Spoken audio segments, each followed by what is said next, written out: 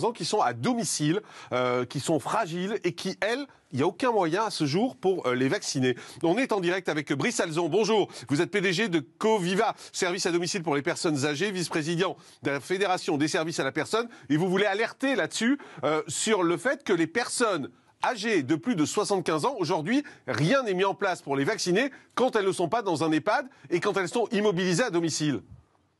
Oui, exactement. C'est juste incroyable.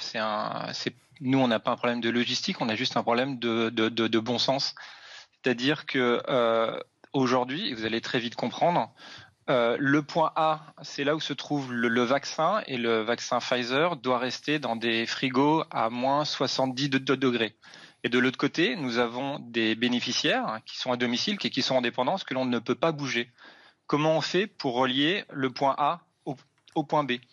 Et je suis surpris de voir qu'aujourd'hui, personne n'a pensé à nos bénéficiaires. Effectivement, le gouvernement a pensé aux seniors de façon large, mais effectivement, sur les 16 millions des seniors, il faut quand même peut-être savoir aujourd'hui qu'on a 4 millions de personnes qui sont en dépendance, enfin qui sont dans 80 ans et plus et qui ne peuvent pas se déplacer, qui sont seuls.